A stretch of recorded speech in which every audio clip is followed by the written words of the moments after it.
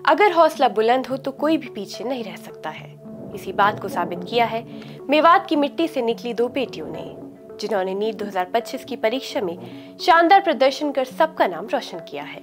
आदाब, मैं हूं आपके साथ अमीना माजिद और आप देख रहे हैं आवाज वॉइस।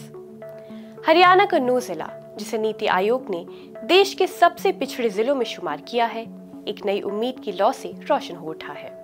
ये लौ जली है उस समाज से जमीन न होने से लेकर शिक्षा की कमी और महिला सशक्तिकरण में पिछड़े होने तक। अलवी समाज को अक्सर मेवात के सबसे हाशिए पर रहने वाले समुदाय में गिना जाता रहा है, लेकिन अब इस समाज की दो बेटियों सैयदा ज़ैनब हुसैन और सैयदा सादिया ने वो कर दिखाया है जिसे कभी असंभव माना जाता था। इन्होंने नीट 2025 की परीक्षा में शानदार प्रदर्शन कर सिर्फ अपने परिवार ही नहीं बल्कि पूरे अलवी समाज और मेवात क्षेत्र को गर्व का अवसर दिया है। सैयदा ज़ैनब हुसैन, जो कि नूह जिले की रहने वाली हैं, उन्होंने नीट 2025 में 551 नंबर हासिल किए हैं।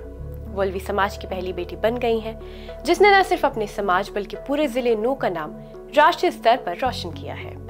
ज़ैनब ने कामयाबी अपने तीसरे प्रयास में हासिल की, जो उनके आत्मविश्वास की मिसाल है। ज़ैनब की मौसी सैयदा सादिया ने भी नीट 2025 में 536 नंबर हासिल कर ये साबित किया कि कामयाबी महज एक संयोग नहीं बल्कि एक सामाजिक परिवर्तन की शुरुआत है।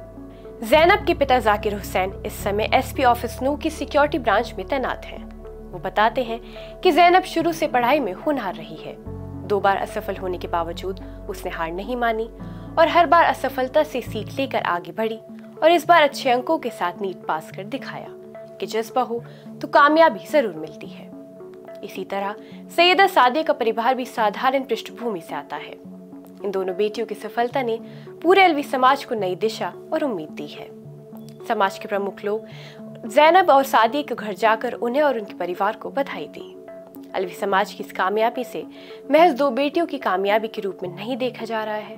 ये उस बदलाव का प्रतीक है जिसकी नींव शिक्षा के जरिए से रखी जा सकती है। इस जीत का जश्न सिर्फ नूह जिले तक सीमित नहीं है बल्कि पूरे मेवात और उन सभी पिछड़े समुदाय के लिए प्रेरणा बन सकती है जो अब तक ये मानते रहे हैं कि रास्ता उनके लिए नहीं बना है।